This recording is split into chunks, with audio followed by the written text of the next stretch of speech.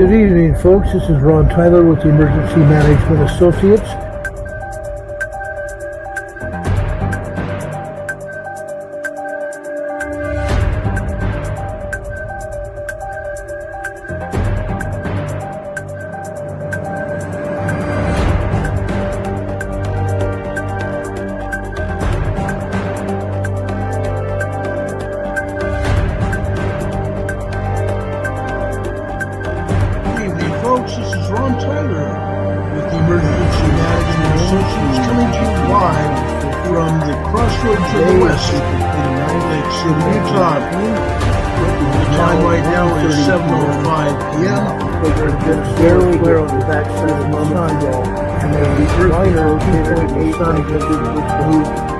The Earth is located around 3.5 miles southeast of the Earth now. The solar wind is also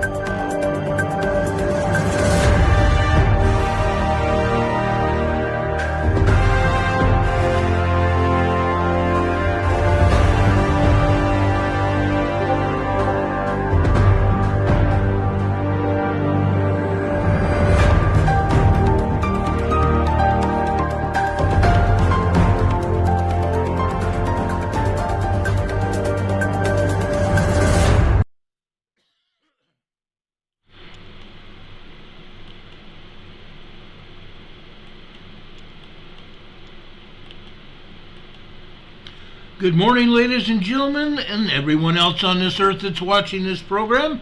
Welcome to Emergency Management Associates, coming to you from the Area Command, 392 miles west of Kitty Hawk Beach, North Carolina. We want to welcome everybody who is joining us on this wonderful program on the day after Independence Day. Welcome to everybody. As we've been doing for quite some time, we're going to start off this program with a salute to the United States of America by the United States Army Barbershop Quartet. Stand by, and please stand.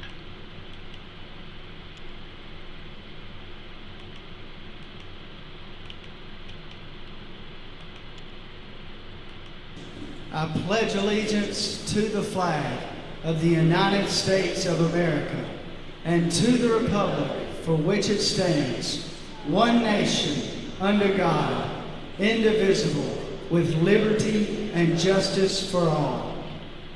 Now would you make welcome straight from Washington, D.C., the United States Army Corps Quartet. Yeah.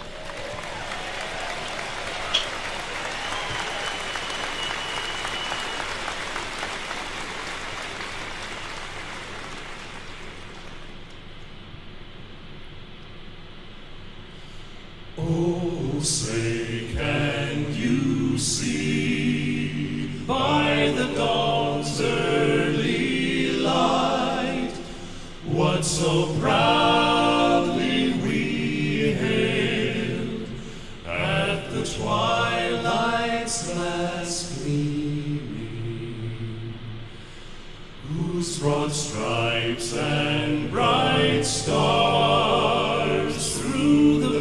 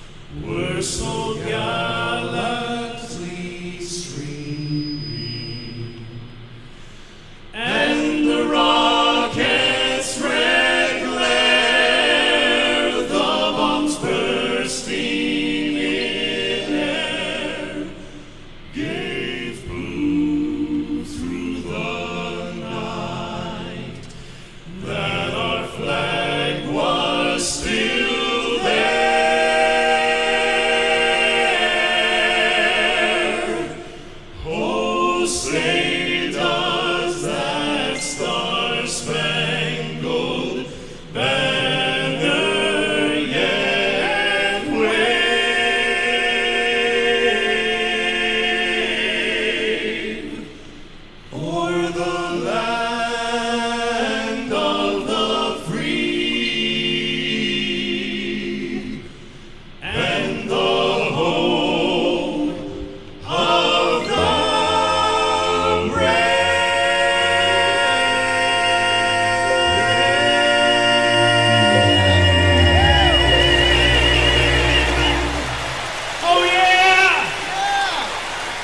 Come on, folks, let them know it.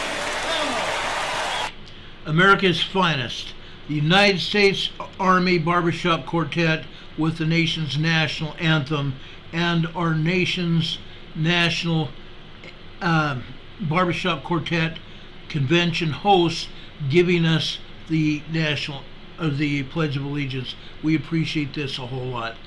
God bless our military members, whoever they might be. We love them very dearly. We hope that they and our allied military members may also return to their homes safely after their tours of duty end. Folks, we've got a lot to talk about again. Okay? I'm not spoofing, guys. There's a lot to talk about tonight. One of the first things we're going to talk about tonight is this volcano. This huge volcano. This is Cline Volcano. It's Cline Mountain on the Lake James Peninsula in Iceland. Okay? If you have not already heard, this volcano has been putting up earthquakes for quite some time. This is one of the biggest volcanoes that they have dreaded erupting. Okay? On this particular mountain, the magma might get to the surface between I can never say this right. Fagradalsfjall. Fjell is a fjord. Okay, Fagradalsfjall Mountain and Cline Mountain. In terms of seismic activity, the mountain is located on the Lake James Peninsula at a depth of about 2 kilometers, 1 mile.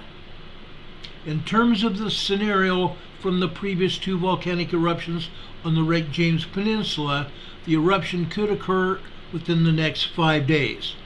Already, folks, there have been over 1,600 earthquakes, 3s and 4s all day today.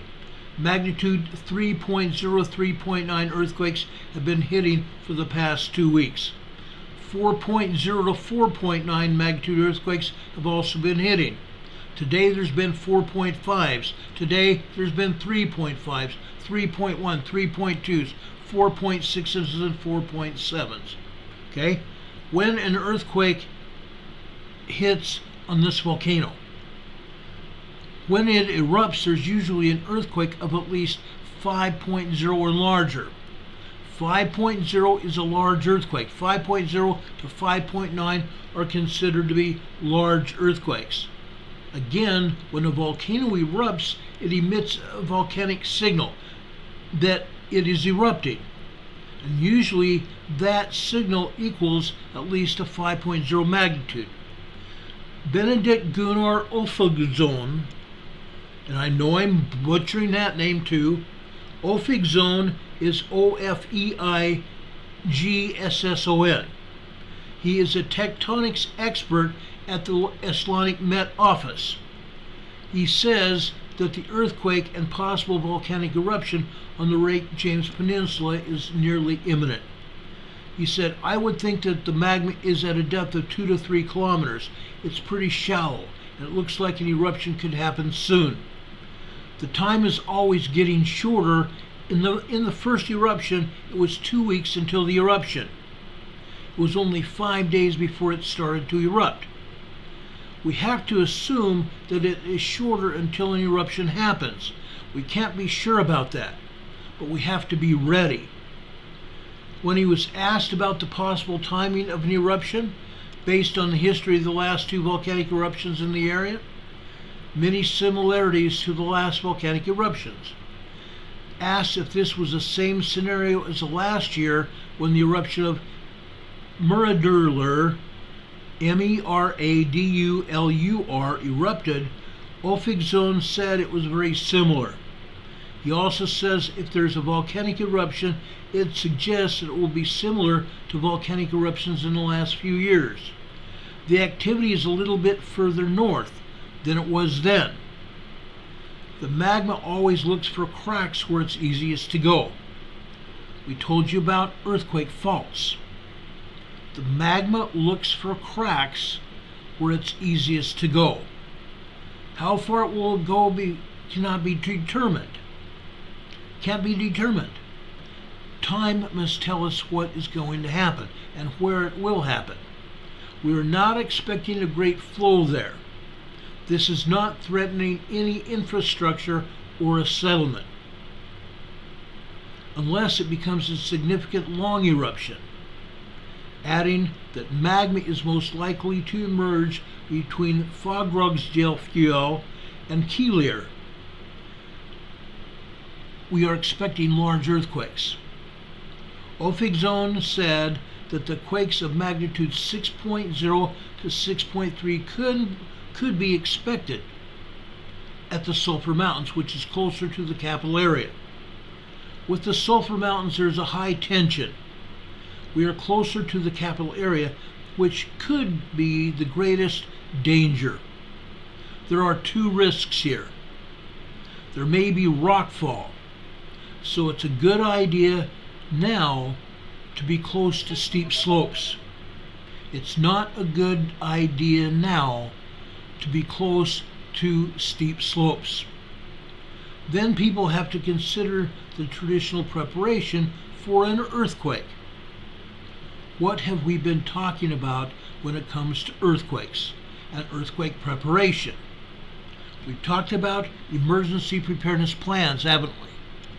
We've been talking about putting together an emergency preparedness kit, including all those things that we hold near and dear to us in case we have to bug out. Okay? Food and water. Make sure your shelves in your homes are secure, and look after loose objects. Now, one of the biggest things that the Icelandic people are telling the residents there is to be careful, to be very careful. The magma makes its way toward the surface, and it's on its way. Now, Ofigzone says what triggers an earthquake like this is the land rise that's going on in the Lake James Peninsula regions since April. We talked about mountains rising, uprise, okay? We talked about the magma coming into the magma chamber, didn't we? And as more and more magma comes in under pressure, the mountain rises. It's called magmatic rise, okay? In this case, it's been going on since April, okay? Land rise. The land rise has triggered seismic activity elsewhere in the country. And Ofigzone says, and he reiterates, that the seismic activity at Bardarbunga and Fitfjell in the last few days has not triggered a seismic event on the Lake James Peninsula. What happens now is the pressure of magma is expected to be so great that the crust cannot suppress it. So now it's starting to move out of the magma chamber and into the crust towards the Keilir Mountain. It's coming towards the surface. Now they do have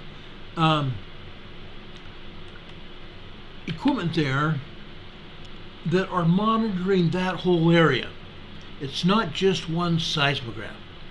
It's many machines spread out over a huge area. And that's what they're looking at right here. Okay?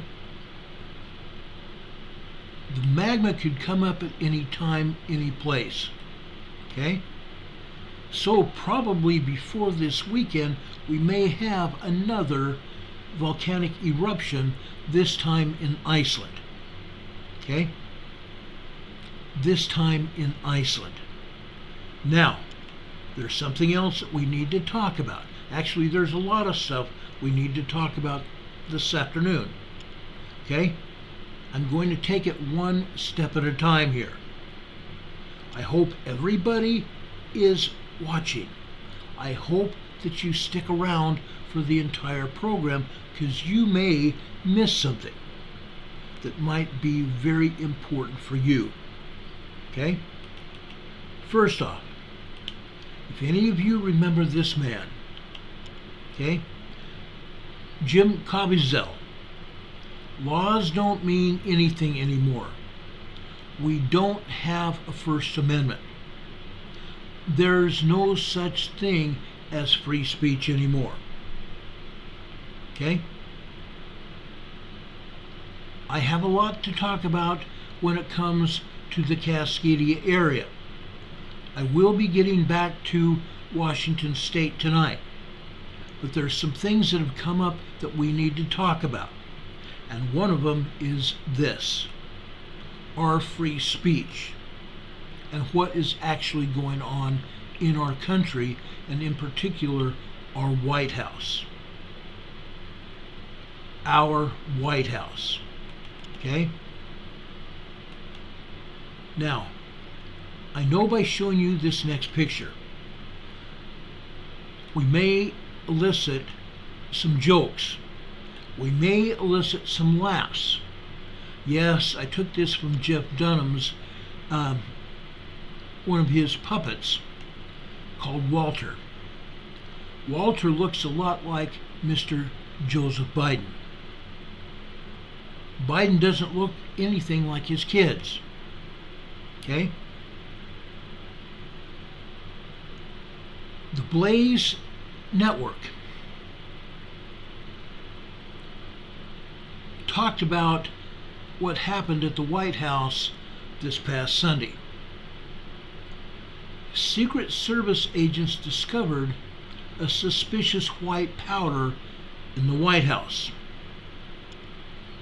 Yesterday, Tuesday, on July 4th, it was confirmed that the substance in question was cocaine. Who does it belong to? Unfortunately, that has not yet been confirmed, and I need to say this again. They say it's not been confirmed, but I think we all know whose cocaine it was. There were no visitors in the White House on Sunday. There were no visitors in the White House on Monday or Tuesday. Naturally, many are quick to point to Hunter Biden, given the entanglement of scandals that he's been caught in. Glenn Beck said, and I agree, that we aren't so sure it's Hunter this time. This could have been Joe Biden himself. Someone said today, there are a lot of creeps, CREEPS, in the White House that might be doing cocaine. Just like we saw in the Clinton White House. Now, I'm going to sound a little bit critical here. I knew an FBI agent that worked within the Clinton White House. He was the agent that was in charge of issuing White House certification ID cards, which allow people that work in the White House access to parts of the White House. Okay? What he told me, and I talked to him specifically, he also wrote a book before that, and I have copies of that book today. What he told me about the Clinton White House is that when people came in to work in the White House, that he stopped them from being able to work because people had to be vetted. He was the agent that was supposed to be vetting people, and he was doing that. And then President Clinton came to him and said, let them in. Let them in. The agent's name? Gary Aldrich. Gary Aldrich. I've heard him speak. I interviewed him. And I just got through telling you what he told me. Okay? What is going on now is what went on in the Clinton White House, and probably in the Barack Obama White House as well. Now, Glenn Beck's right-hand man, Stu, isn't convinced that it's not Hunter. Stu said, "I think it's just from the sloppiness of the operation. Hunter had to be involved in some way. This would be the perfect statement right after getting a deal for all his crimes." Yeah, he got a deal. He got his hand slapped, and that's all. It looked like for a time that he was going to do serious prison time. Not jail time, but prison time. And what happened? He went before a judge before this week. And what happened? He got his hands slapped. Regardless, the White House refuses to divulge all the details because of the investigation. Glenn Beck sarcastically adds, "This will probably take 12 years. LOL. These people lie all the time. They don't want you to see anything. Okay? Big tech does its best to limit what news we do see. We've seen that. You saw YouTube kicking me off the air many times because they didn't like what I was talking about. I personally can testify that I've been kicked off Facebook so many times because the prior administration and the Biden administration have been slapping the hands of YouTube and Google and Facebook to limit free speech. That's why I showed that gentleman's picture and what he said. But these people lie all the time, and it goes all the way back to big tech and the media. They are being told what to say and when to say it, and then no more. If Hunter was doing this off the counter, and I mean cutting the cocaine to use, he might not be the only one. Okay? But he's been previously caught with drugs. He's had videos of him with cocaine before. He's had videos of him with prostitutes. He's had videos of him and recordings of him threatening Chinese officials and saying they better hurry up and pay him $5 million because the big man was sitting right next to him. There is no reason to believe anything this White House says. But there's another question. There is another question to consider. Isn't this our White House? Spelled with a capital O-U-R. It's our White House. It's supposed to be one of the most secured and heavily monitored buildings in the entire country.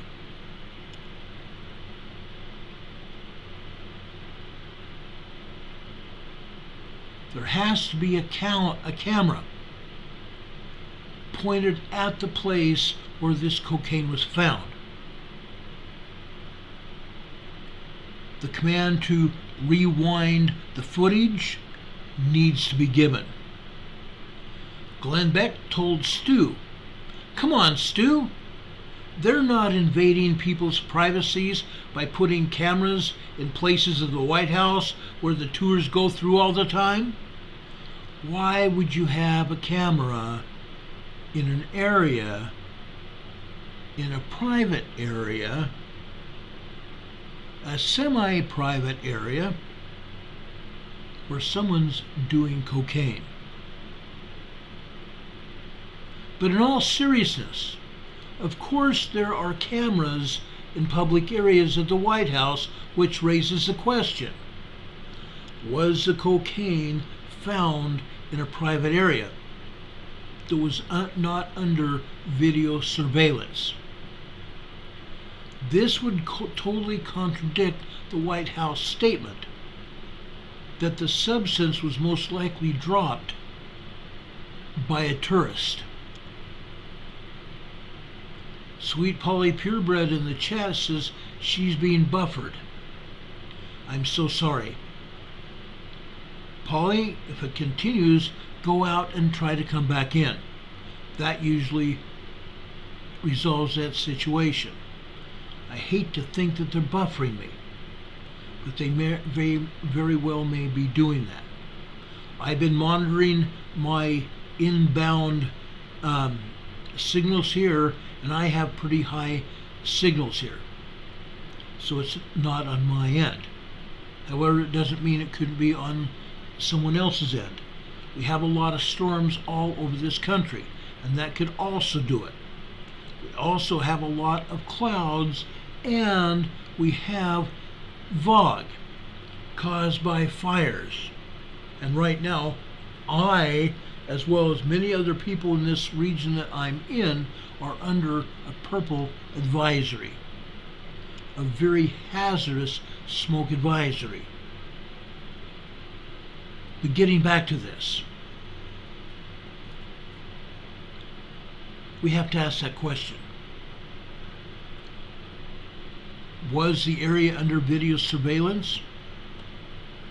Because if it was, again, that would contradict what the official statement comes out of that dipstick over in the press office, Jean-Pierre, that was mostly likely dropped by a tourist. Poppycock. Because if it did belong to a tourist, there would already be security footage to prove it. This nonsense that the White House is leaking it out indicates that they know it was in the private area, and they know it was something bigger than some tourist dropping it. Okay? Just maybe, is this why Mr. Joe occasionally seems focused, or shall I say unfocused? I'm not willing to rule that out. But then again, I have additional information.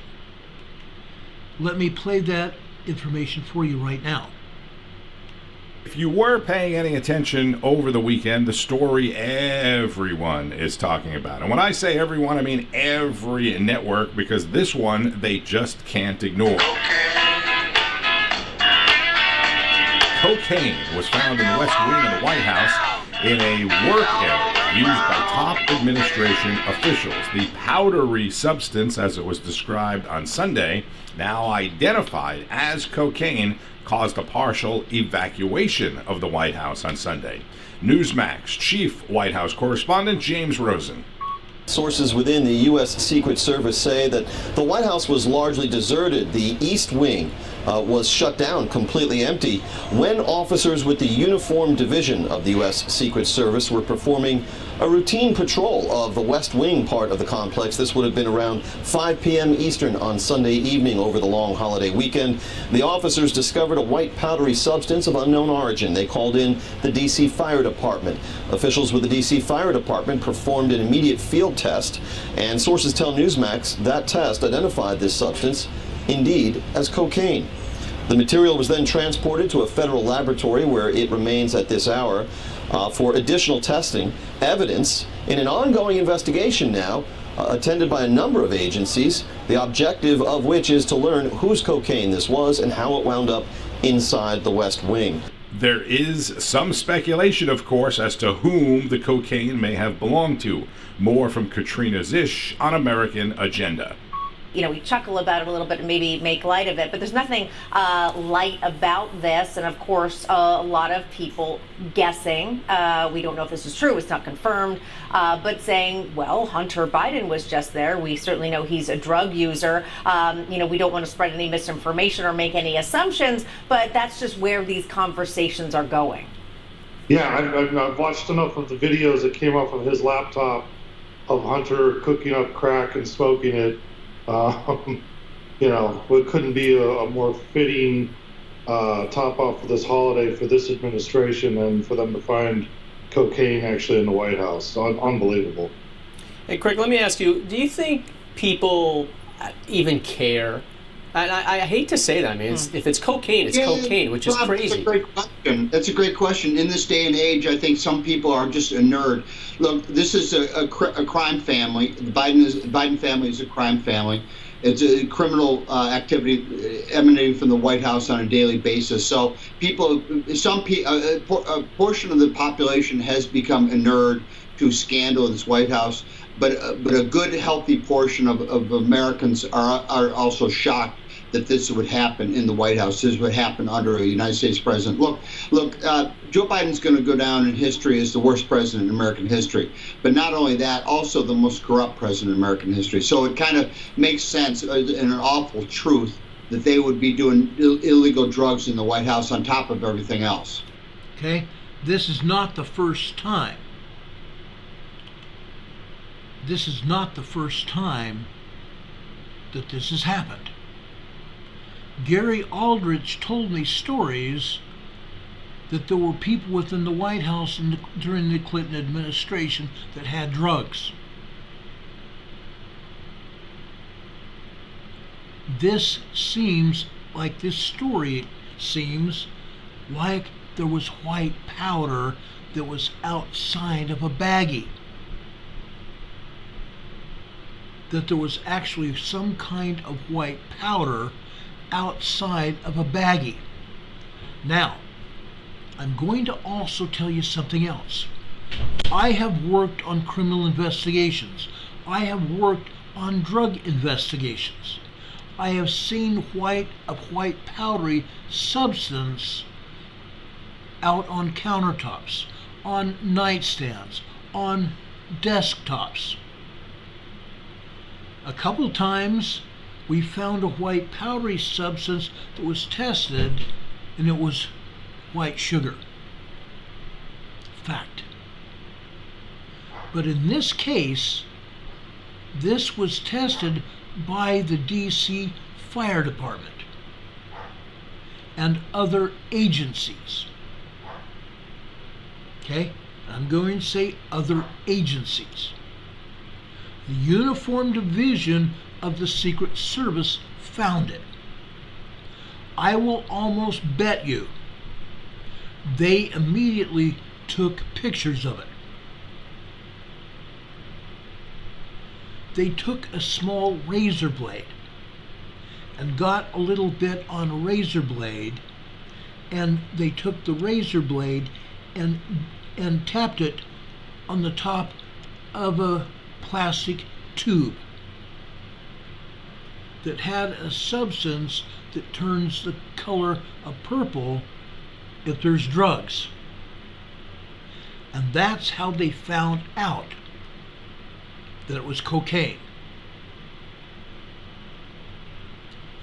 I don't believe it was just the Washington, D.C. Fire Department. They were called in because they had a hazmat team. A hazmat team.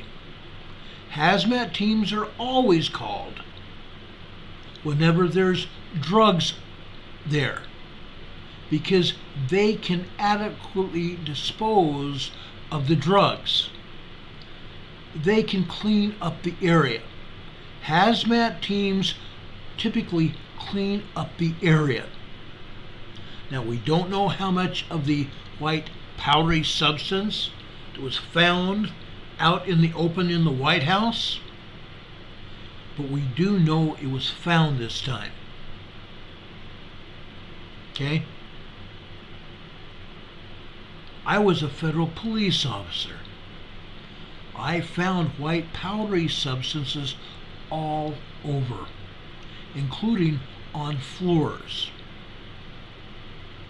below areas where we found additional white powder. Okay? I've been there, done it, and I could write the book on it. Charlie Alpha Tango says, or anthrax. No, it was not anthrax. It was tested positive for cocaine. Okay? If it was that other substance, people would already be dead. Should Joe Biden and his son take a drug test? Absolutely. Absolutely. Because if Hunter or his daddy are under the influence, guess what? Number one, for the president himself to be under the influence is a violation of his oath, and he could be taken out of office legally.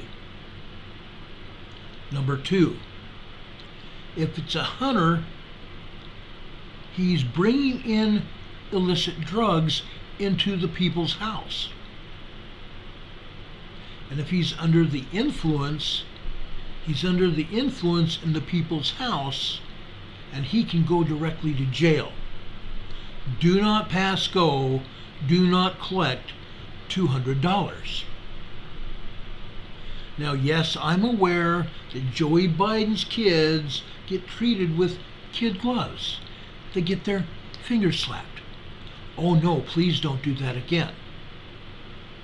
Joe Biden himself, last week, was approached by a reporter who asked Mr. Biden about his children, specifically Mr. Hunter. And Joe said, oh, please don't pick on his daughter's name. I don't remember his daughter's name. And please don't pick on Hunter. I love my children, and I trust them. Really? You trust someone that is doing drugs in the people's house, in the White House? Very, very interesting, to say the least. And Jeremy the Jungle said it could have been any one of those alphabet psychos they hired. You're right. You're right. Clinton hired all kinds of alphabet psychos. I know that for a fact too. I've read the paperwork. One day I'll tell you the story of my meeting Gary Aldrich. Gary Aldrich is a great guy. I would sure like to meet up with him again. We had a great conversation. Okay? But I wanted to play you that piece because it's very relevant about what is actually going on in the people's house. Okay? Now, one of the other stories that I want to talk about this evening, if you will allow me, is something else that's going on in our world today. What do you think that might be?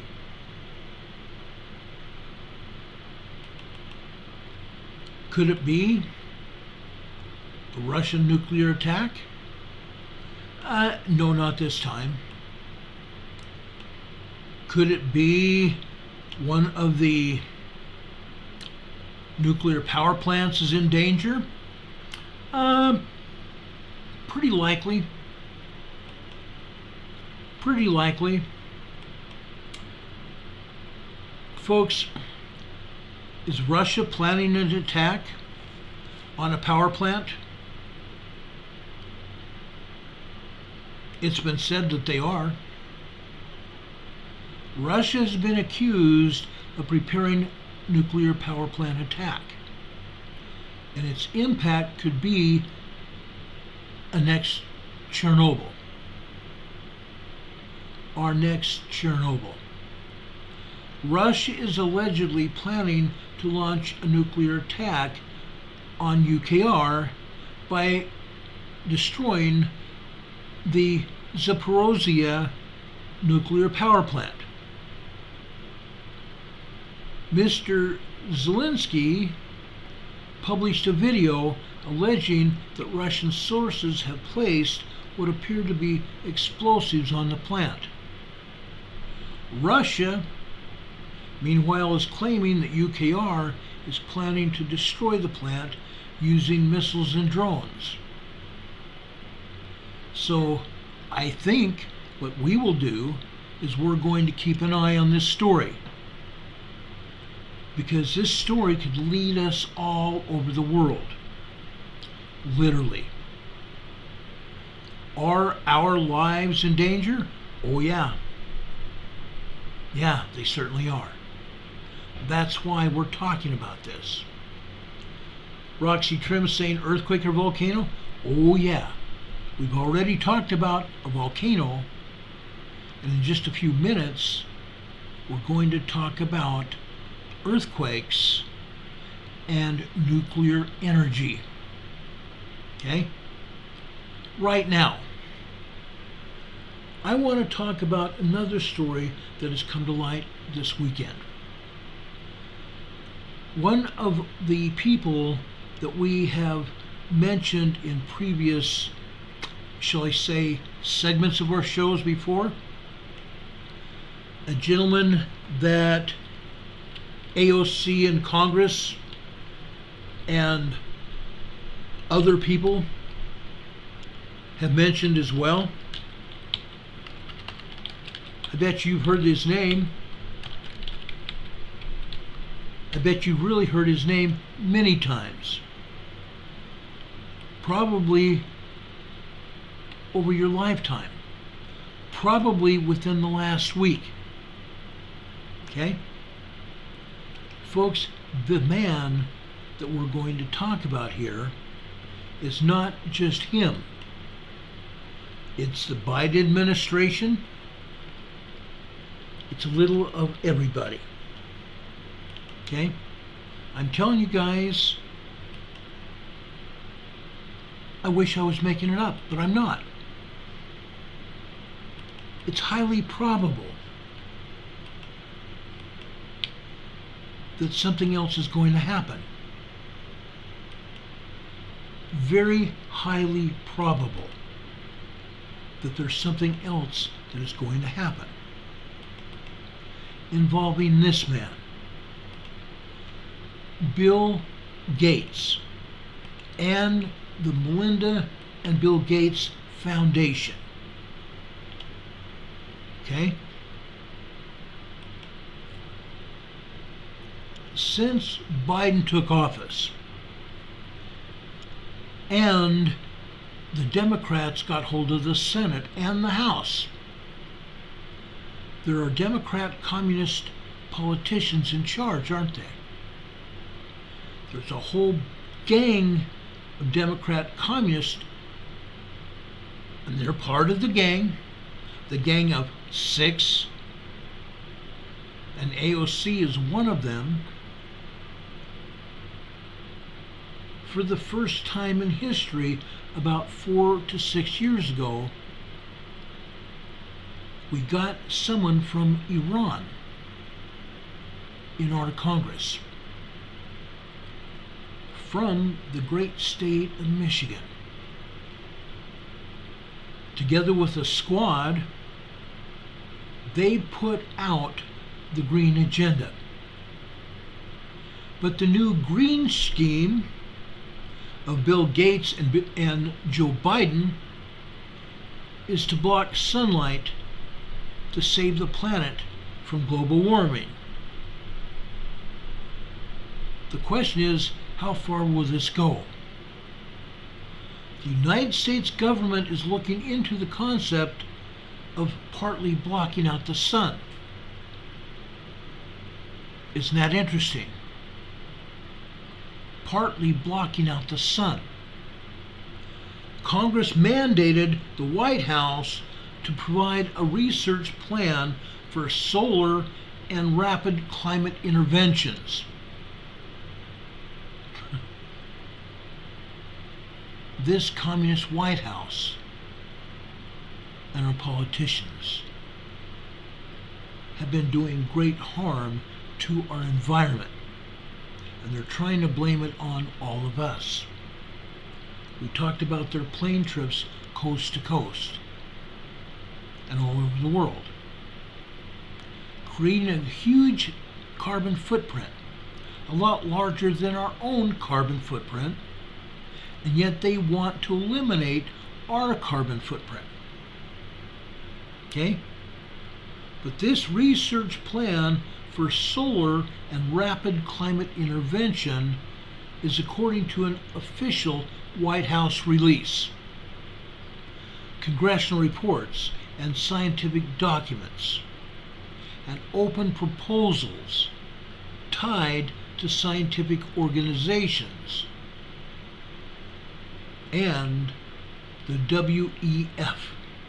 I'm not going to say the words. The WEF and the man that you see pictured here, billionaire Bill Gates. Okay? So Joe Biden and his gangs have gotten together to propose a plan to block part of the sun. Now, what I'm going to tell you now is we have found something else about the climate. Today, I found an article delving into our hot Earth. The world's highest temperature. The world's highest temperature was on Monday, July 3rd. 17.101 degrees Celsius.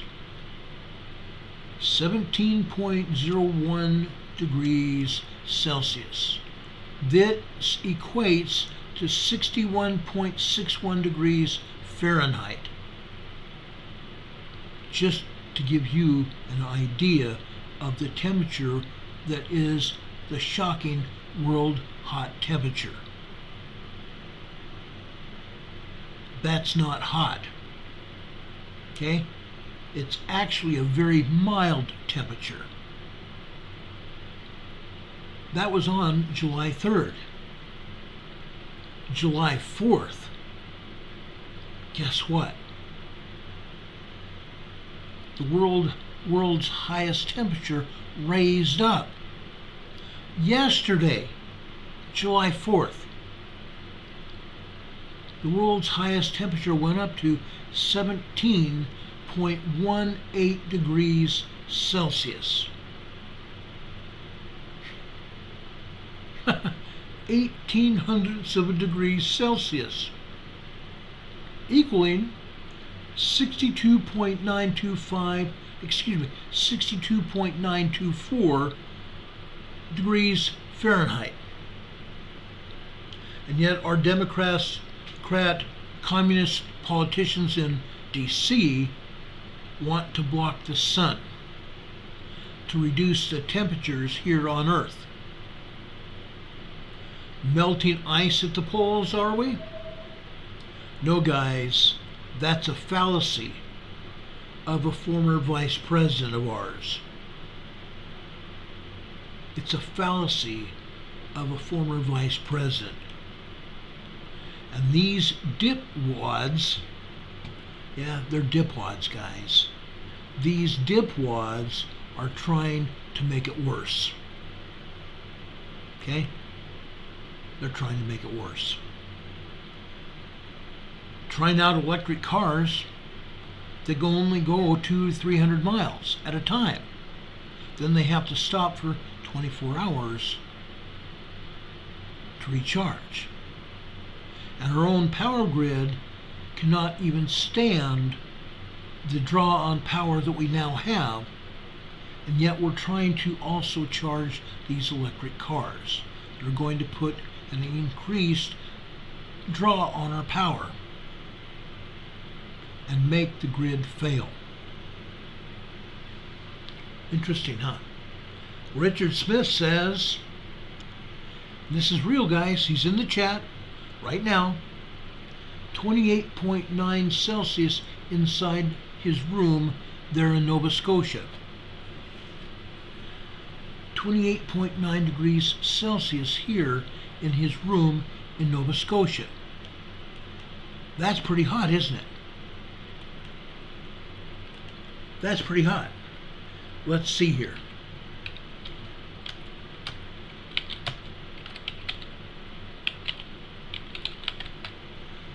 .9 degrees Celsius is 84.02 degrees Fahrenheit.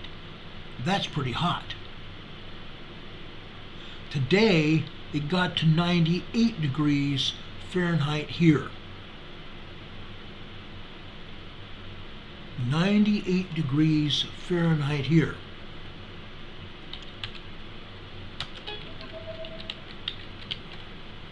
That's hot here. That's very hot here. Inside our house, it's been up to 82 degrees. Not today, but the other day. Okay? That's pretty hot. That's 36.6 degrees Celsius. I told you I used to live in Sweden. I saw temperatures in Sweden being at 40 degrees Celsius, which was then up into the 90s Fahrenheit. Very hot. But they said the average world temperature was just above 62 degrees. That still is very cool. Very, very cool. But our politicians are having their way with us, because there's not enough of us standing up and saying, oh no, you're not going to do that to us. Yeah, guys, that's what they're saying. Can we stop them? Oh, I think we can. What is it going to take? Now, what I'm going to talk about next might not rustle anybody's feathers, but I would hope that it would. Because what I have to talk to you about today is very troublesome. Very troublesome. This has to do with a place called Hanford, Washington. Hanford Nuclear Power Plant. Folks, it's supposed to be a place where they're trying to get rid of nuclear waste in the mountains of Washington State. Okay? Where that little red dot is a heat signature. The heat signature at Hanford Nuclear Power Plant. Yes, folks, they do have nuclear there. This is also the place where they have had problems, where they have taken nuclear materials from other states and locations, nuclear power plants, and have taken those barrels and bins of sludge and placed them in the hills around the power plant. And it's been confirmed by politicians as well that they've known for about 20 years or more that this has happened. I first investigated this about 3 years ago. And there's a whole nother story to hear about this. Okay? This is a Hanford site. And it's not just the sludge that has tipped over inside the mountain. When I first investigated this, I talked to you guys about it. I talked to you guys briefly about it the other day. This sludge tipped over inside the mountain. And this story has a lot more to do than that, with other things than that. But sludge tipped over in iron ore cars where the sludge was present in the cars that were backed up into the mountain. And they tipped over and seeped into the ground. And it was acknowledged at the time that these cars had tipped over and the sludge had gotten into the ground. And there had been tests done that equated to nuclear materials in the ground outside of the mountain. Okay? And if that's not bad enough, there's more than that now. Okay? I want to assure you there's more than that. There's a highly radioactive spill near the Columbia River in eastern Washington. And guess what? It's worse than expected. Okay? Now, I pulled all kinds of sources to find this information. Sources from the media, too. Okay? I want to make sure that everybody is aware of this.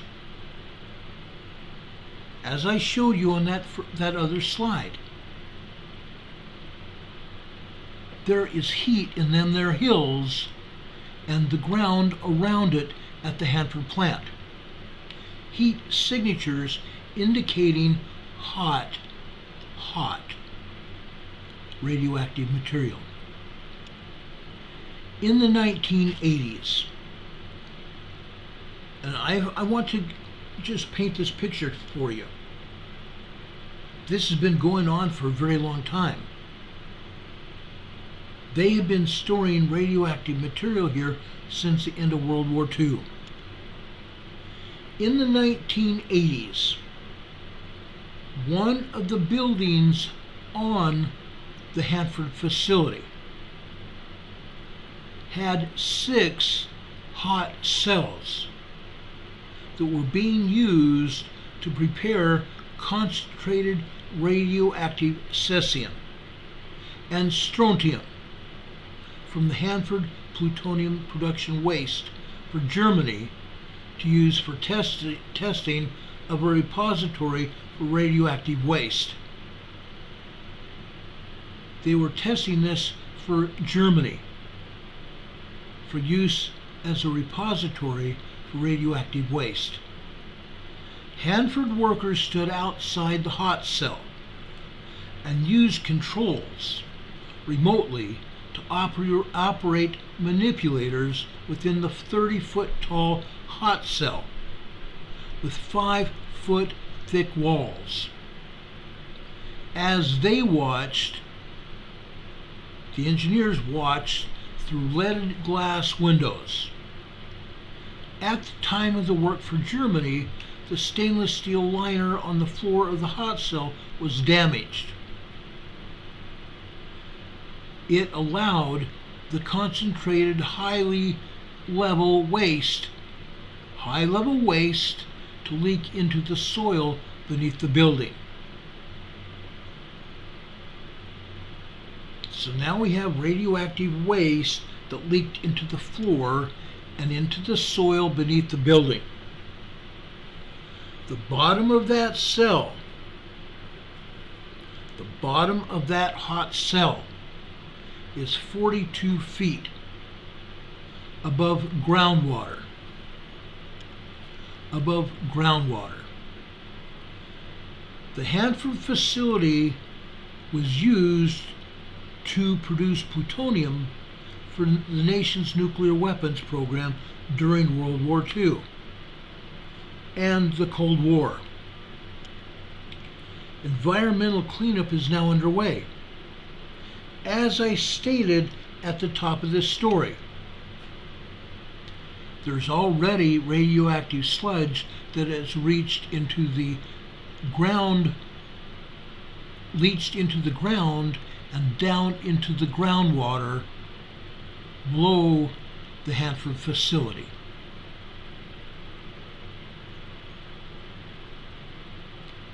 That spill, as well as a spill beneath that hot cell, that building, is highly radioactive waste.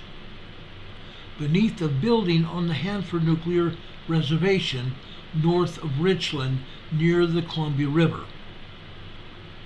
And it's both deeper, and I'm talking about the spill now, the radioactive spill is deeper and broader than anticipated. Okay? In a statement last Thursday, the Department of Energy said that the contamination in the soil at the Hanford 324 building, I'm going to repeat that, the contamination in the soil of the Hanford 324 building, 1,000 feet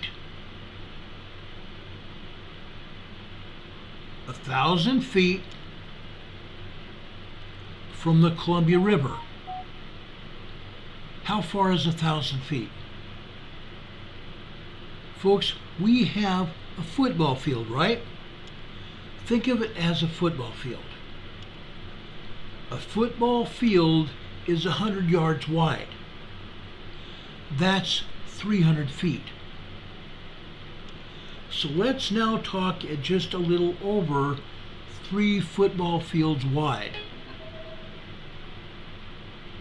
3 football fields and maybe a little more before the building would be in the water of the Columbia River.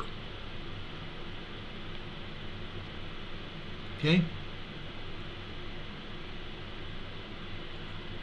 The Department of Energy now, the DOE, is rethinking the cleanup plan for the spill that was discovered 13 years ago in 2010. 2010! 13 years ago. And yet this radioactive spill is still not cleaned up. How much radioactive spill has reached down into the groundwater? That's 42 feet from the groundwater beneath that building. And 3 football fields away from the Columbia River. How long does it take for radioactive sludge, radioactive soil to get down into the drinking water? Because yes, folks, the water districts have been pulling drinking water from the Columbia River for years. The Department of Energy has been rethinking how they're cleaning a plan for the spill that was discovered over 13 years ago. With work crews still making preparations for the excavation of the radioactive material over the past 6 years. Planning, making preparations for the excavation of the radioactive material over the past 6 years. The spill of cesium and strontium in the soil beneath the 324 building is so radioactively hot that it would be lethal to a worker on direct contact within 2 minutes. The spill of radioactive cesium in that hot cell would be deadly for a worker to be in contact with it after 2 minutes. Radioactivity in the contaminated soil has been measured at 8,900 rad per hour. That is distinctly a lot more radiation than anyone should be exposed to. Okay?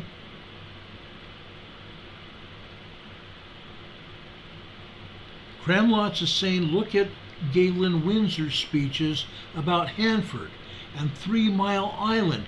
He designated or designed those processing plants. Oh yeah, he did.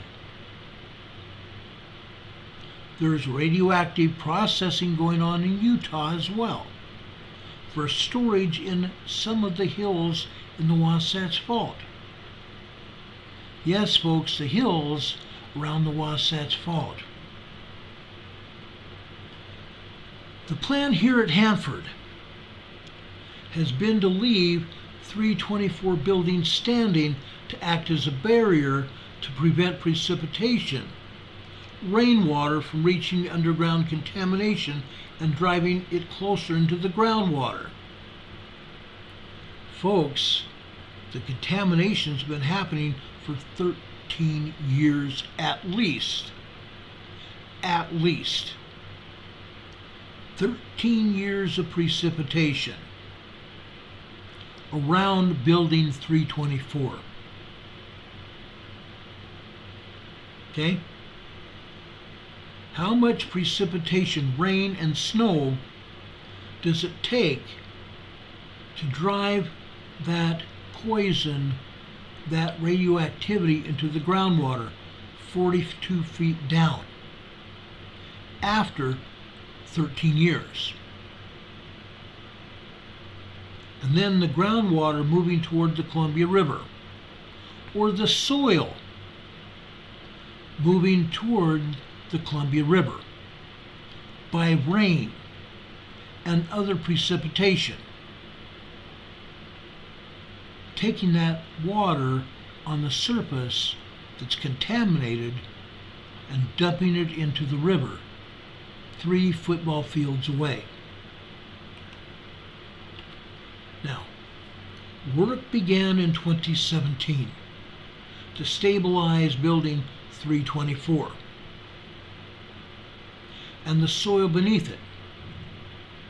So, a remote-controlled soil excavator moved in that could be used within the building to dig up the highly contaminated soil beneath it.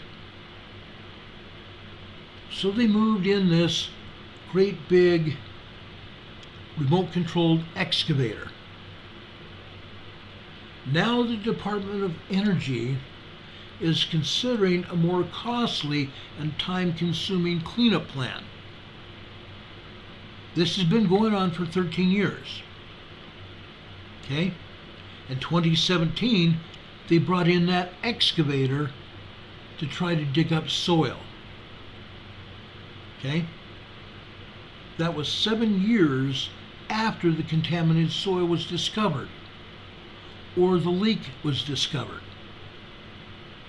How long it had been leaking before that? We don't know. But I have a lot of information for you. I have scientific facts. Okay? Don Patoka says, yeah, move it to Texas. Yeah, there is some talk about that too, believe it or not. Okay? Roxy Trim says, Lyle, they don't want to alarm the public, but their mission is to kill the population. Now, I believe that. Okay? I've talked about this for a very long time, with other things as well. Richard Smith says, as bad as the elephant's foot in Chernobyl. You're right.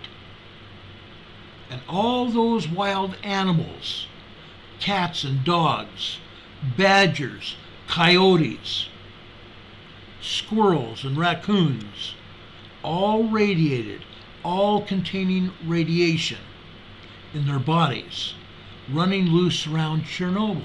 Yes, folks, I studied that as well. They have actually given people tours of Chernobyl, issuing them all radiological badges so as the people not to be overly contaminated with radiation. Yeah, they've actually taken tourists there to Chernobyl to see these wild animals running wild around this nuclear power plant that is still poisonous to the world. Okay? But now, here in Hanford, Washington, the Department of Energy is considering a more costly and time-consuming cleanup plan that calls for, guess what? The tearing down of the approximately 58-year-old building, 324, and building a containment superstructure over the waste site, and then digging up the contaminated soil, I guess after they put up that great big huge superstructure around it. Details in the new plan have not been yet worked out. Isn't that also interesting? The Department of Energy has planned to call the hot cell back into service. To call the hot cell back into service to mount an excavator arm on it. An arm within the hot cell. An excavator arm within the hot cell. The floor of the hot cell would be cut away with a remotely operated saw, and then the excavator tool would bring up the contaminated soil through the hot cell. And what would happen? Okay? Using the hot cell as planned would hopefully shield Hanford workers on the project from the radiation that's in the waste. Excavating contaminated soil within the building. Standing required 13 structural supports. The building itself has 13 structural supports called micropiles to be installed in the soil beneath the building to stabilize the building foundation. They want to tear it down, but before they do it, they want to put these micropiles down into the contaminated soil. Why do they call them micropiles? Great big huge steel pipe pounded into the ground, which is going to pound the contaminated soil deeper down into the soil, into the ground, closer to the water table. Oh, isn't this great? I've been thinking about this. I've been trying to work this out scientifically to talk with you about it. I did not want to approach a story without all the details worked out. Okay? They're going to try to get inside this building and gradually tear it down. Get inside the building and put that excavator arm inside that radioactive cell. Okay? Where the radioactive spill was first discovered. Okay? Now, after that was completed in the fall of 2022, the next step for the DOE contractor, the Department of Energy, the contractor's name was Central Plateau Cleanup Company. They were going to install underground horizontal supports into the soil outside the footprint of the building by injecting concrete-like grout into the soil to form blocks. The intent was to help prevent the sloughing, the movement of soil during excavation of contamination. Anytime they're moving soil to put in these horizontal supports, it's contaminated. They did some of that work before 2022. Okay? As that work began, contaminated soil was discovered in a wider area beneath the building, just like we talked about, where it was not expected to be found. Isn't that always how it goes? The Department of Energy paused work in April this year, and Pacific Northwest National Laboratory, the DOE National Laboratory in Richland, was called upon to help Hanford officials understand the extent of the underground contamination. Stick around, folks, this gets even to be more interesting. It has to do with earthquakes. It has to do with magma beneath the Hanford facility. Okay? I haven't quite gotten to that. Okay? So this is getting even bigger. Okay, stick around, guys. Think about giving us a thumbs up while you're waiting as I tell you this story. Because anyone living anywhere near the Columbia River, anybody living around this power plant and everywhere else along the river should be very, very concerned. Okay? This Northwest National Laboratory that was called upon to help the Hanford officials understand the extent of the underground contamination. Okay? Now I'm going to show you a building called PNNL. PNNL. I'm going to show you the seismogram from that building. PNNL confirmed the findings of the Hanford contractors that the spill was both broader and deeper than it was thought when the plan to excavate it from within the hot cell was developed. Okay, how did that happen? The contamination didn't just leach down into the ground beneath it.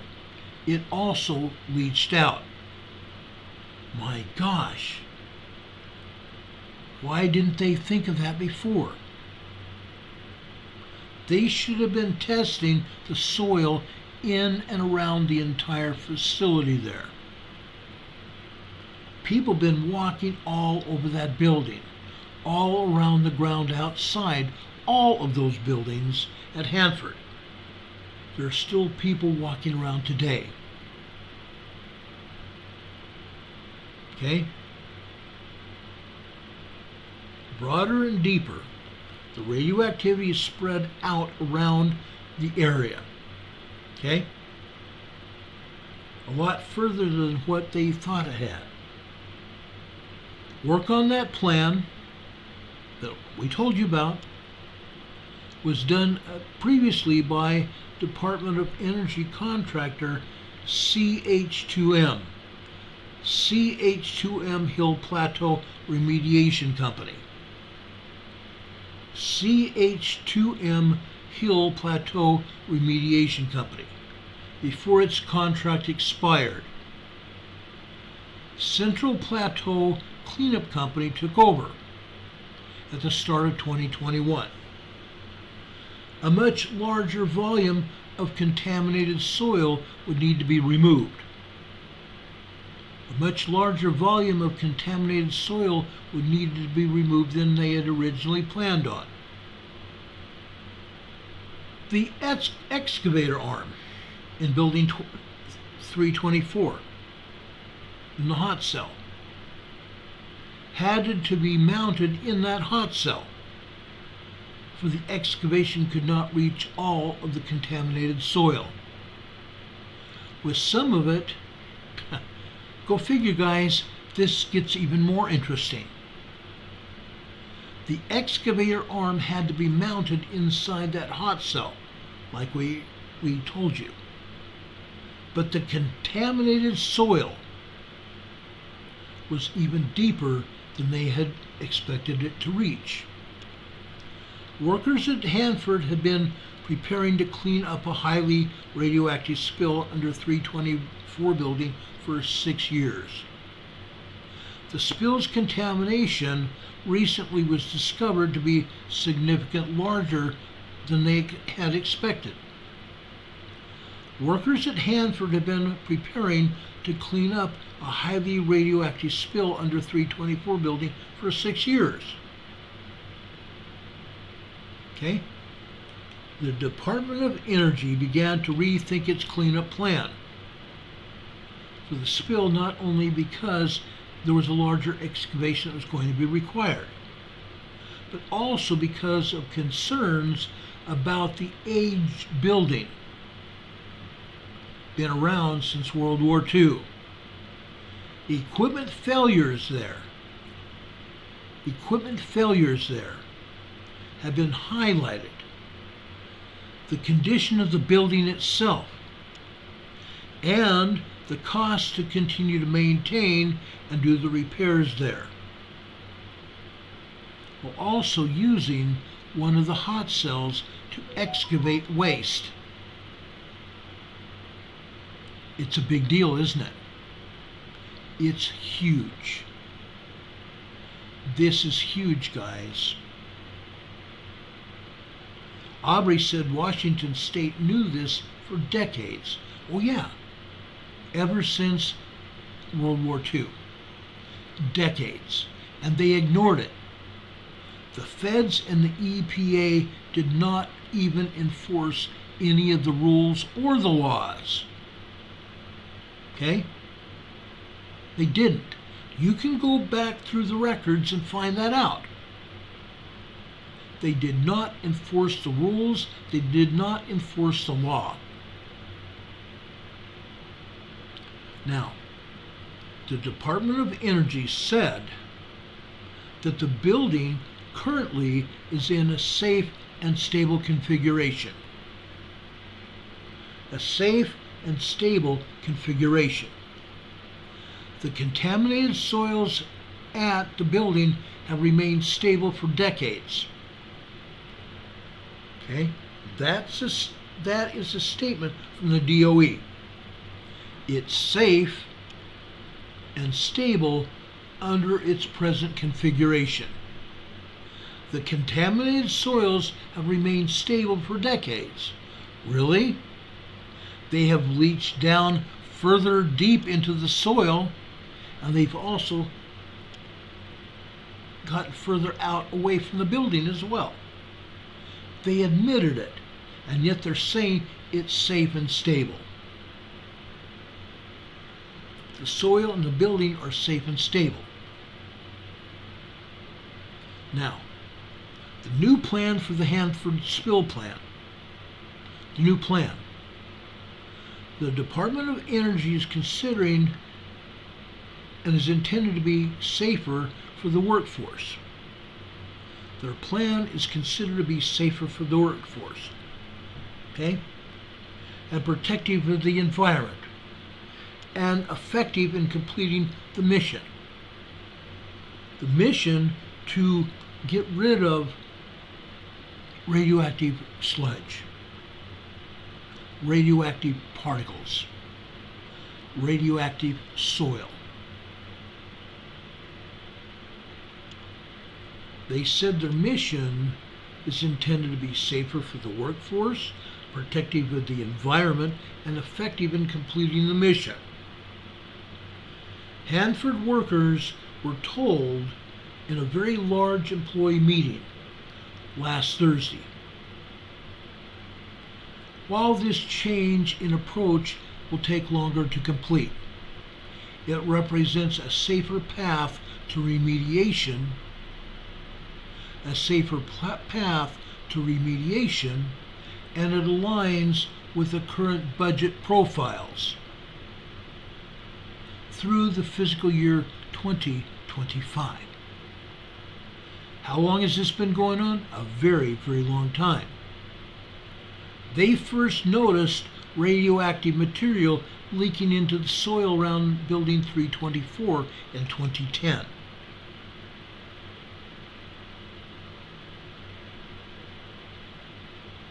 "13 years now. And they think that this is going to align with their budget profiles through 2025, October 2025.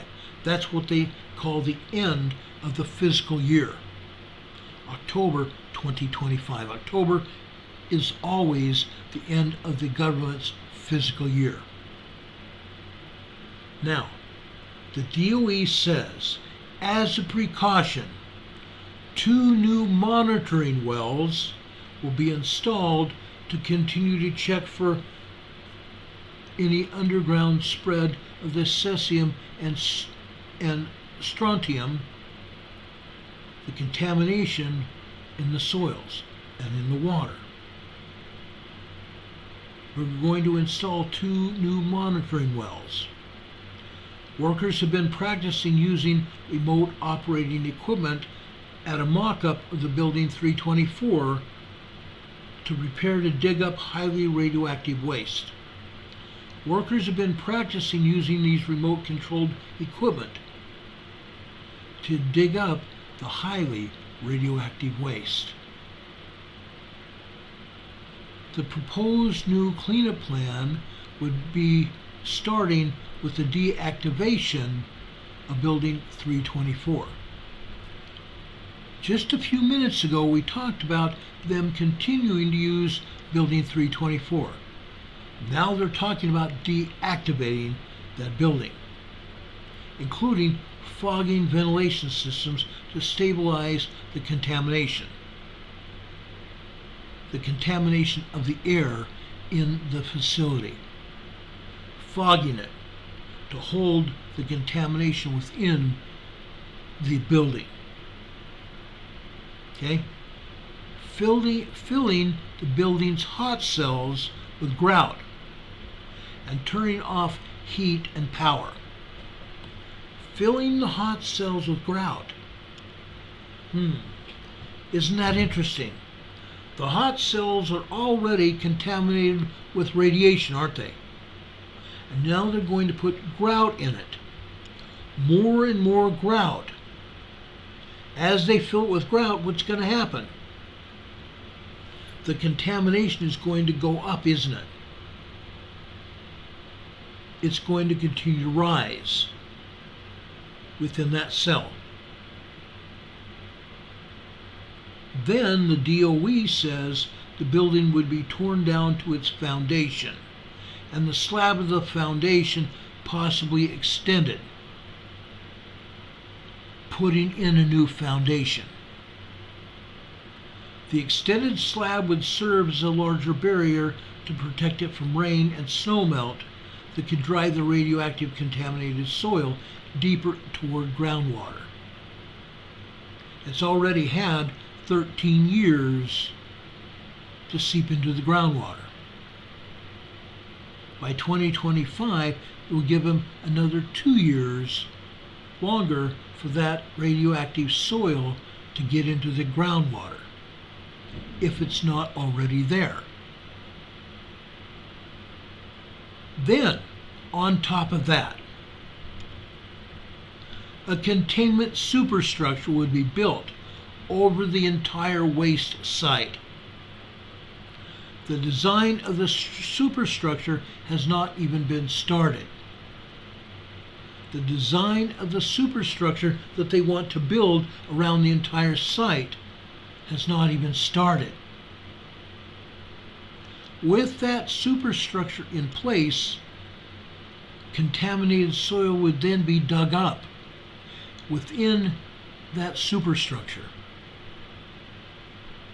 So this contamination will continue for a lot longer past 2025, huh?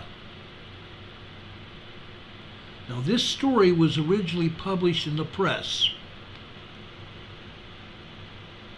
Okay? It was published in the press June 29th this year.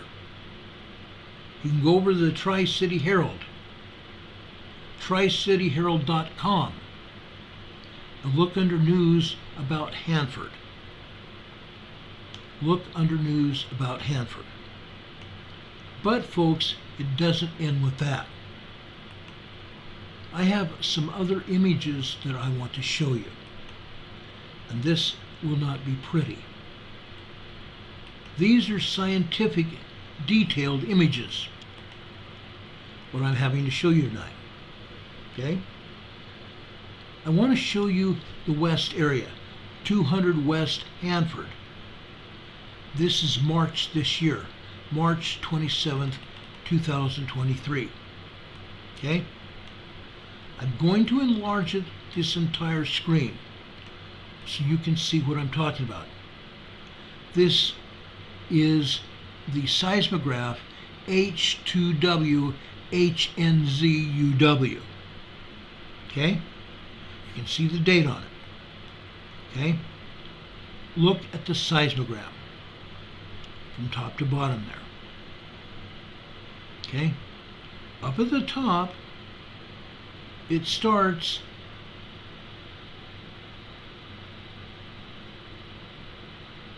at 1500 hours, 3 p.m.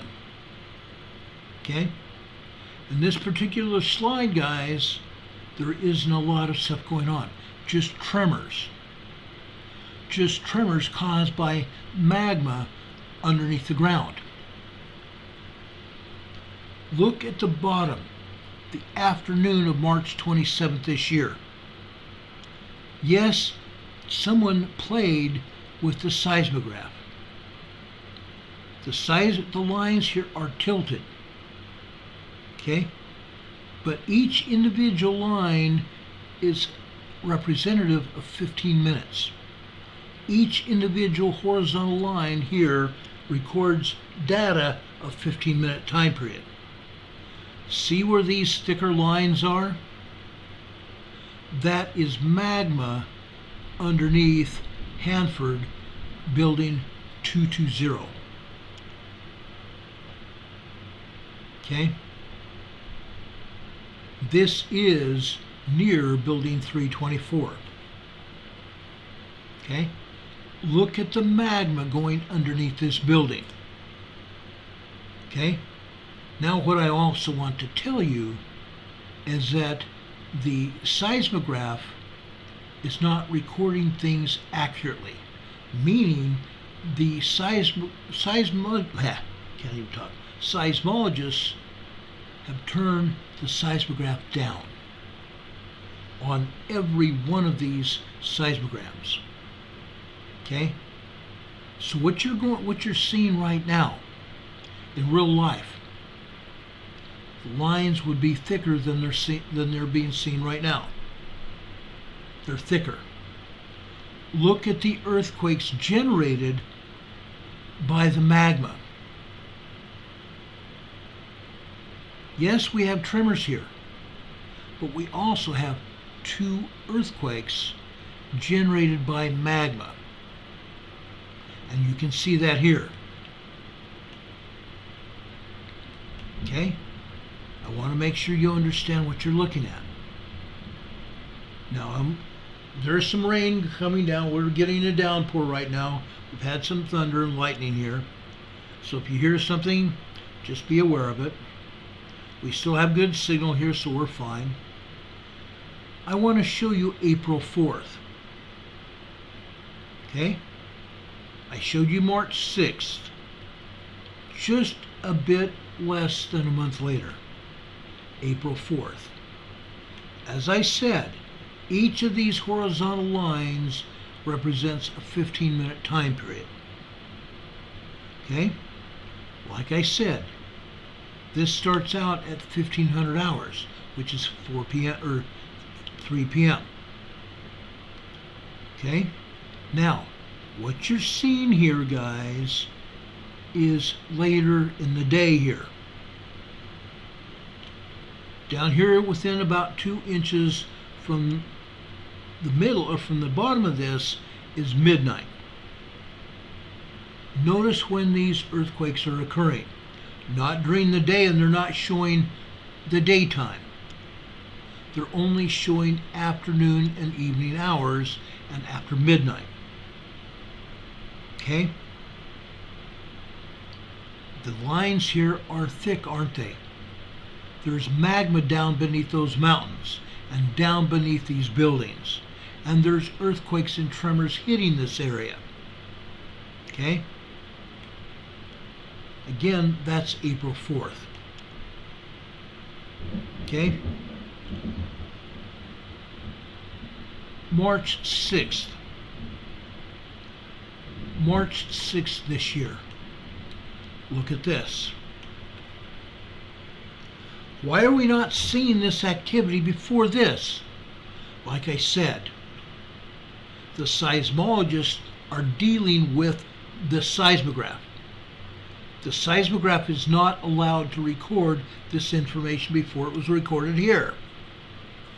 Folks, this kind of information that you're seeing in front of you now is typically what we saw filling the entire seismogram just 2 or 3 years ago. And I'm going to show you those seismograms in a minute because I have them. I have detailed seismograms showing the magma, showing the earthquakes and tremors constantly around Hanford. Look at these thick lines here. Look at the tremors and earthquakes here. Is anybody even interested in this? Does anybody really care? After I explain to you the story about Hanford and the radioactive material, Don Patoka says, could they be cooking the books? Oh yeah, they're definitely cooking the books. For this seismogram to come out on March 6th, like this, like we're showing this to you, this is very concerning. But the problem is this: they do not like to show this activity at all. Look what happened on March 29th. Look at this. We're still seeing earthquakes, aren't we? Over here in the middle right here, we're showing probably a 3.2 small earthquake at Hanford. This is at Hanford, guys. This is the same H2W building. Building 220. H2W seismograph. Okay, look at that. Earthquakes at Hanford. And tremors as well, caused by magma beneath the area. That one was close. I'm talking about lightning because I saw it. Okay, that was earlier. Okay, March 29th. July 3rd, Monday. This is what the seismogram looked like. Now, a lot of this is gobbledygook. Okay? Digitalized gobbledygook. But you can still tell there were tremors and there's still earthquakes hitting here. Okay? This is H2O. This is seismograph H2O there. Also in the 200 building series. Look at that. A lot of activity. And there's also magma here. Magma is causing those tremors and earthquakes here. That was on Monday. Okay? This is July 1st on Saturday. July 1st on Saturday. July 2nd. You can see still it's happening. July 3rd. Monday. It's been happening a lot, hasn't it? Oh, it most assuredly has. This is June 23rd. Yes, there's a lot of digital gobbledygook here. They have played with the seismograph, but you can still see the seismic movements. You can still work through the gobbledygook and see the seismic signatures. It's happening right and left.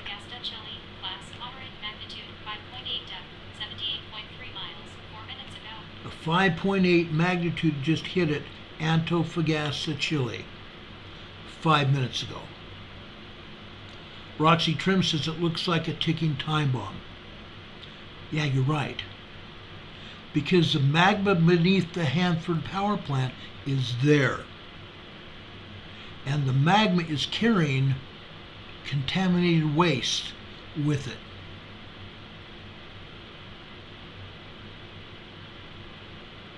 The magma down beneath the Hanford power plant is carrying contaminated waste with it. Sludge from within the mountain that contaminated the ground. And it did get into the groundwater. Okay? I want to go back to 2020. This is December 2nd, 2020. Darn it. There we go. This is December 2nd, 2020. What are you seeing here? You're seeing constant tremor activity caused by magma. You see the thicker lines here, don't you? Constantly, continually filling each and every line. There is no white beneath anything in here. That's a lot of activity. This was just 3 years ago. Well, actually 2.5 years ago. This is what it's been like for years and years, guys. I have data that's proof just like this for at least 2 or 3 years. This is November 20th, 2020. 1 month, well, not a month, about 14 days, 2 weeks before that. You can still see the same thing. Magma down underneath this facility. Why is it not showing now? This is November 24th, 4 days after the last one. You tell me why. Okay? Why has it changed over 2.5 years? It hasn't. They are messing with the machines. They're messing with the data.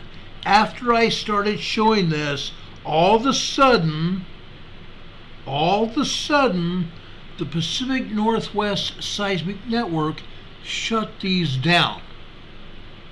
And now, if you went back to try to pull this information, it's gone. You can't find this information on the Pacific Northwest Seismic Network. It's not there. Diane Mayer says, will the magma take care of it and melt it? No. The magma will leach onto the contaminated soil above it and take it down with it wherever it's going, east or westbound.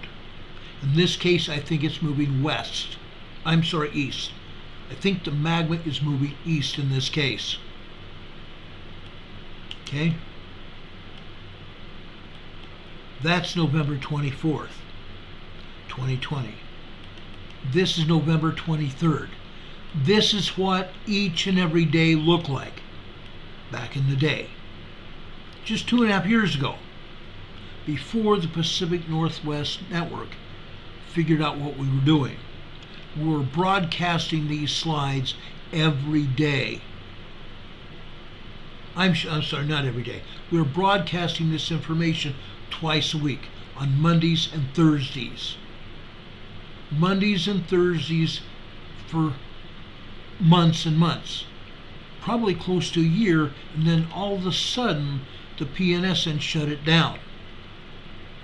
I have now shown you 4 days. 4 days worth of data. Not back to back, but 4 days worth of data. And they're not showing it now.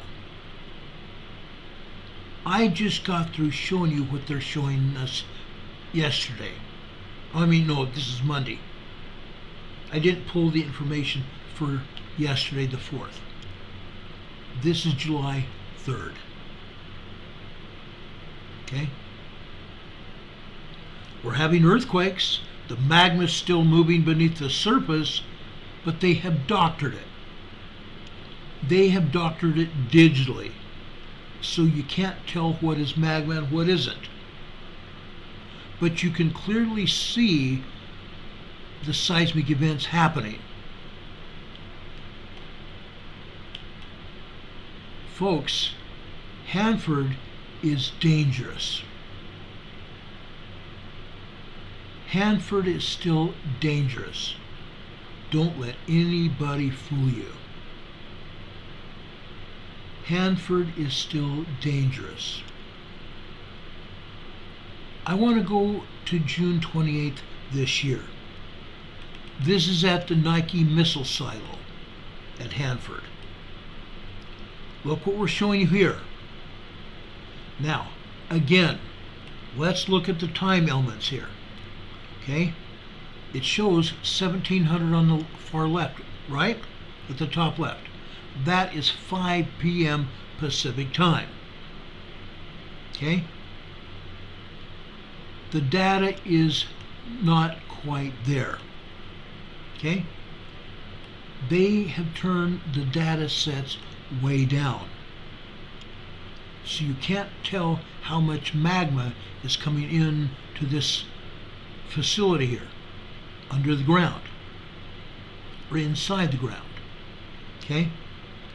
But come about 9 p.m. 9 p.m. on June 28th. Look what we're seeing here. We're seeing a very thick line, aren't we? Magma coming into this ground area. Okay?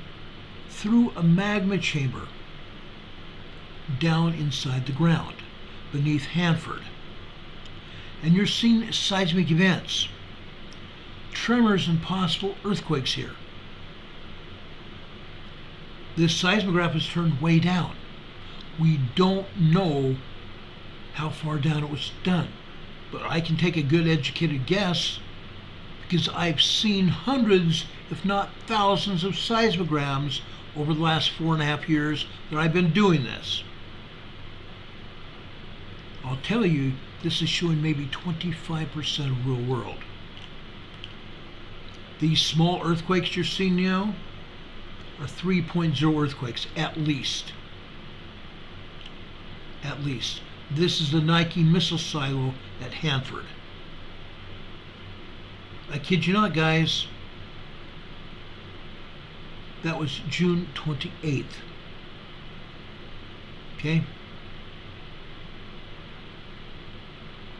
How much worse is it going to be? Okay? This next one is the wet grout facility. The wet grout plant at Hanford. It's called the The seismograph is called GRUT, the GRUT. Okay? The grout facility. Look at this. Again, they hardly show anything else last night. Okay? And this isn't actually last night. This is July 3rd, just 2 days ago. Okay? They're hardly showing us anything because they've got this thing turned down. They turned it up a little bit, and all of a sudden, guess what? We have actual information, actual data that the seismograph is allowed to put out, to give us. We're still seeing tremors, aren't we?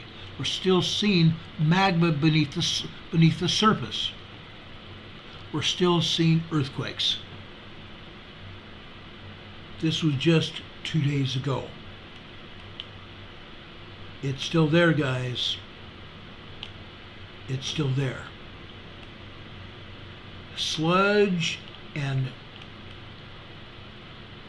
nuclear contaminated material are in the soil. I believe they reached the groundwater, and I would challenge Hanford officials to contact me and give me verified water sampling and prove to me there's no nuclear material in the water and in the ground. I know there is because they've admitted it. And now we have a complete report detailing radioactive material down below Building 324 and out around it as well. Out around Building 324. No doubt in my mind of what is actually going on. Okay? Anybody can tell. Anybody that has worked around this can tell what's going on. Okay? Does anybody have any questions? Yeah, Demon Cat says, save on ink costs. Oh, wouldn't they like to say that? Oh, we're saving on ink, so we turn the seismograph down. Sorry guys, I think I have to replace the battery in my mouse here. I'm not being allowed to move the mouse. Does anybody have any comments here? I'd love to see some comments. I truly would. Because guys, what they aren't showing here is because they have lied about it. Okay? They know that they have also been dealing with seismograms and not showing actual data. They know it. They know that they told, or maybe it was the PSN people were told, or PNSN decided, hey, Ron is broadcasting this information, and maybe he shouldn't have it. So maybe they decided to turn the information down and off for a time period, because yes, they turned it off, and they wanted to prove a point. Well, folks, I have also proved a point here of what is really going on. Okay? I just want everybody to be safe. I want everybody to live a healthy and happy life. And them doing this is a felony. Anytime you falsify data, whether it's a falsely put together police report, guess what? Every police report that I ever did had been gone through by a fine-tooth comb to make sure that I did everything that was on that report, that it was accurate. Just like my police reports had to be accurate, the same thing needs to be held true for the seismographs, the seismograms. that are being recorded, and the machines. I've shown you what's going on. Yeah, Rob52 says, mouse working. Yes, now it's working again. Does anybody have any questions? I saw the reports. I put the information together for you in what I believe was a concise manner where you could understand it. Then I showed you the seismographs around Hanford, and there's more. There's a lot more seismographs than what I showed you. But folks, guess what's happening? People are dying. A lot more people are going to be killed by cancer and other diseases from being exposed to this radiation. And I believe the radiation has been spreading from magma beneath the surface. I believe it might be going east. I think there's a good chance of that. So, folks, if you are in Washington or Idaho or Montana, Wyoming, Colorado, you should have your engineers and also your water people checking your soils and your water supplies. Find out if the water is radioactive in your area, and if so, how much radiation. How much background radiation is there? Folks, it's not just Hanford. If you live near a reactor facility, you need to be current with their policies and practices. For example, I got a notice that I did not even see until right before I went on the air. This notice was from Duke Energy, the electrical supply company that provides me with power and everybody around here in a 3 or 4 county area. Be advised, this is a test. Duke Energy to test nuclear sirens. 89 sirens within 10 miles of Catawba Nuclear Power Station. Catawba County is just east of here. 10 miles reaches down to Valdese, where I just was this morning talking with one of my doctors. 89 sirens within 10 miles of Catawba Nuclear Power Station and 67 miles within the area of McGuire Nuclear Power Station. Yes, folks, they were going to test nuclear power sirens to make sure they worked and would work when a nuclear emergency would exist. The outdoor warning sirens around Catawba and McGuire power stations will be tested between 11 a.m. and 1 p.m. I did not even get the message until 6 p.m. today, July 12th. Oh, no, I'm sorry. Oh, okay. No, I got them today. This is July 12th. So this is next week. The sirens are going to be tested next week. So if I hear the sirens over in Valdese, guess what? We're good to go. I was thinking this test was today, but it's July 12th.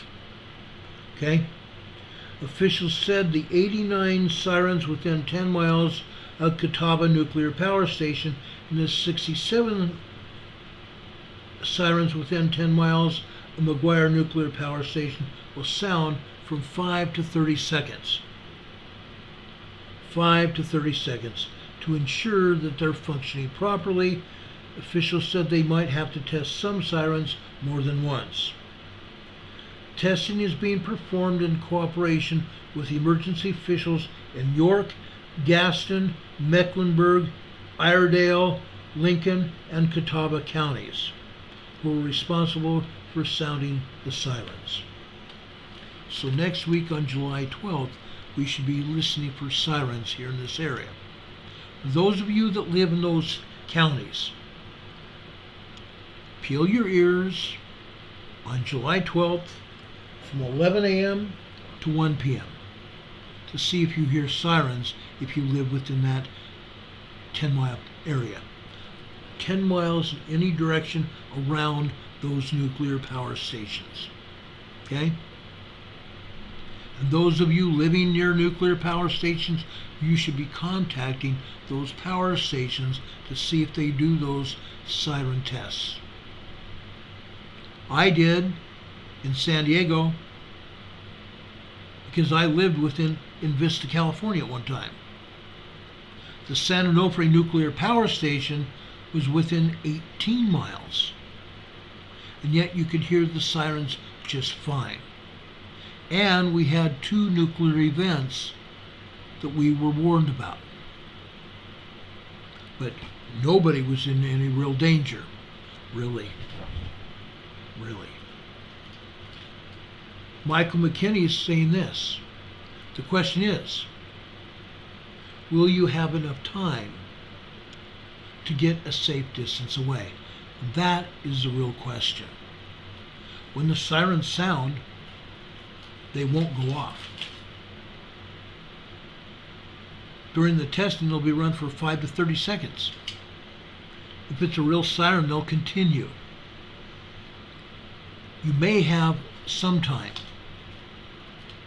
anywhere from 10 to 30 minutes to get out of Dodge, to get as far away from it as possible. In my case, west. And in a lot of places, west. Michael McKinney says San Onofre. No, it's San Onofre. O-N-O-F-R-E. San Onofre. Yeah. May Edwards said, I'd like to go back to West Virginia, where I felt safe. I guess no place is safe. Safe is a relative phrase, or a relative word. You need to find some place where your safety is assured in that area. But what can happen? We've talked about them all here. Any kind of disaster or emergency can happen to any one of us. So our area where we are might be relatively safe right now, today, this minute. But I could have a tornado hit here. We've had many tornado warnings right here in this area. We've had numerous thunderstorm warnings. We've had hail here. Yes, there have been tornadoes here in the past.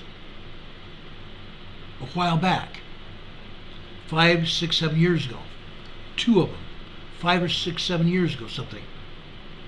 Yes, it could happen again. In Salt Lake City, where I lived, there were several tornadoes sighted in Salt Lake. One dipped down in an area of Salt Lake City at a gay pride festival and kind of ruined some people's days. Right in the middle of the gay pride festival. Ruined some people's days. But the tornado did not stay on the ground. It hopped back up into the air. It was like it planned to happen. In Park City, where I worked for several resorts up there. Actually one resort, but I actually worked for several up there. They had tornadoes up there. And when I talked to the general manager of this one resort, he said, no kidding. We've had tornadoes here? And I said, yes. And I've documented in your emergency preparedness plan that I wrote for that facility and the other facilities as well. Tornadoes can happen anywhere. Horrible winter storms can happen anywhere. Blizzards lasting days. Straight line winds lasting for upwards of 2 or 3 hours, destroying property. Rain, snow, flooding, avalanches, hurricanes, fires. Anything can happen. Like I said, safety is relative. You need to think what is safe for you and what you're willing to put up with. Okay? That's the real key here. Rob52 says Palo Verde and Phoenix area. You have to consider what is safe for you. What you're willing to deal with. That's the real key issue here. Folks, before we get out of here, please make sure your subscriptions here are valid. We've caught YouTube knocking subscriptions out from under our viewers and listeners here. I've had several people contact me about their subscriptions not being valid, and they've had to resubscribe to this program. Over the years, I found out that there are 25% of the people that watch these programs that are not subscribed to this program.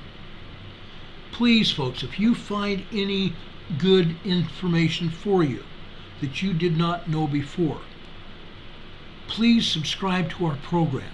And when you subscribe, there's also something else you need to be doing. After you subscribe, find that little bell icon. It's in a tiny circle. Find that bell icon and click on it. And then click on the word ALL. There'll be a small drop-down menu that'll come up after you click on the bell. Click on the word ALL, all. That should get you notified when we come on the air. But be advised, YouTube is not really honest about it. A lot of times they will not notify you. I've found that to be the facts. Be advised. Usually you come on the air between 6 and 7 o'clock Monday through Friday. Sometimes it's a little bit after that. So now you know when we usually come on the air. But occasionally we'll come on the air when you least expect it, when there's an emergency or something that's going on that you need to know about. We can come on the air day or night, middle of the night, middle of the day, and our regular time as well. We do that. We do that for the safety of the public and the other emergency managers that watch this program. I spoke to my doctor today about what I do because he was interested in what we're doing. During a previous visit about 7-8 months ago, he asked about it. I told him. I told him what had been going on in the last few weeks here that we've had here on the program. He was very interested. Everybody I talk to is very interested. So folks, if you're interested in what we're talking about, please share this all over. Share it with your family, your extended family, and ask them to watch this program. Share it with your neighbors and your friends, your social media contacts, and the people you work with. Everybody has knowledge. Everybody has information that they want to have. And usually we put out that information for all of you. Folks, we've talked about a great lot of information tonight. Iceland and all over the world. Yes, there's earthquakes everywhere. I just got through talking to you about a 5.8 earthquake in northern Chile tonight. They're happening. So far, we haven't had a 6 or 7. Those are coming. We just got through having an X1 class flare on Sunday. An X class 1 flare on Sunday. It wasn't very dangerous though. I want to point out it wasn't that dangerous. The KP index was not there. It was low. However, for those of you that look at it, there's some other graph that you need to look at. Okay? The Russians put it together. Go look at it. Because it shows a lot of proton and electron energy that is present. And the graph is off the chart. Promise. The graph is off the chart. Okay? That's because of the solar flares and the cosmic radiation. Our magnetosphere has not been able to do its job. Okay? That's why. The plates are heating up. And as a result, we're having these bigger earthquakes. A 5.8 in Tarapaca, Chile, Calama, Chile tonight. A very dangerous earthquake. A very strong 5.8. Very strong is usually 6.0 to 6.9. That 5.8 is a very large earthquake, a very dangerous quake. And I'll be looking into it too. Make sure you have your AM/FM weather radio hooked up. Make sure you have it on. Now here is the hazardous weather outlook for northeast Georgia, Piedmont, North Carolina, western North Carolina, and upstate South Carolina. Isolated to scattered thunderstorms will develop through the evening hours. Cloudy ground lightning and locally heavy rainfall will be the main threats. Isolated flooding will be possible where slowly moving thunderstorms repeatedly affect the same location. Okay? You can hear that I've got mine up. Folks, beware. Beware. This could happen to you too. Folks, I love you, or I would not even be doing this. Okay? Yes, even I have things that I would rather be doing. But because I have concern for everybody's safety, I am here every day speaking to all of you. I believe we have a mission. I believe we have a mission here on this earth to fulfill. Mine is to help other people and give you information that you need to save yourselves. That for me is my bottom line.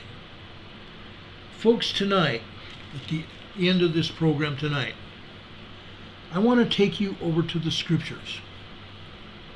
Over to Revelations chapter 3, verse 12.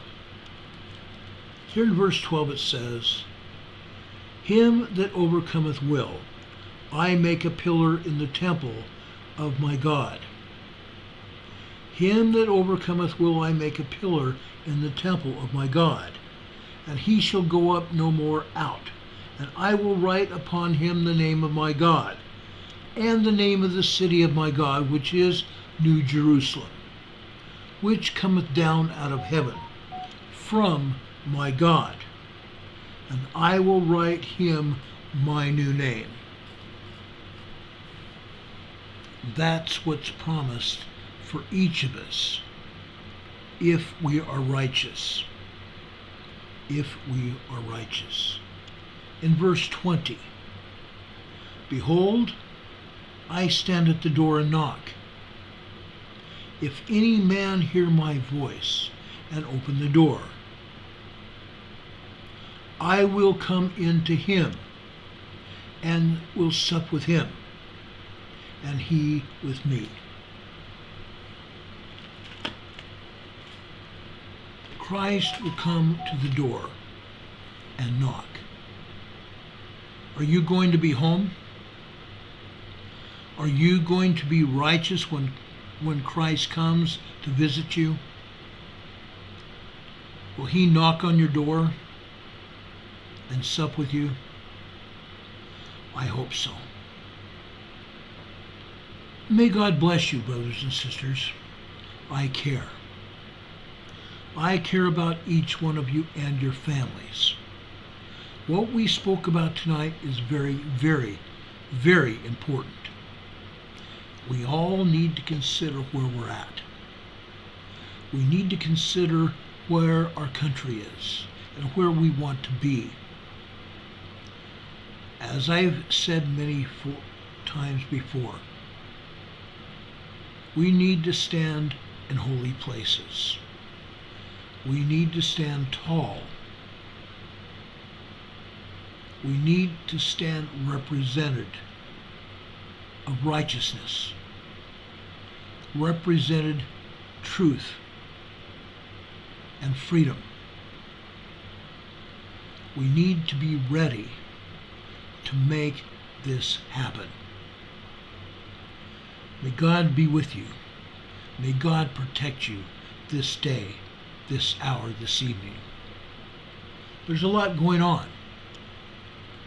There are tornadoes and bad weather everywhere. Throughout the Midwest, the Southeast, and down into Texas. God protect you all. It's my prayer. God bless you this day and always. I love you. May God be with you. Always. Always. May God be with you until we meet again. I hope you have a good night and a better tomorrow. We will see you on the other side. Again, we'll be back here if something happens tonight that you need to know about. Have a good night, everybody. I love you. Good night.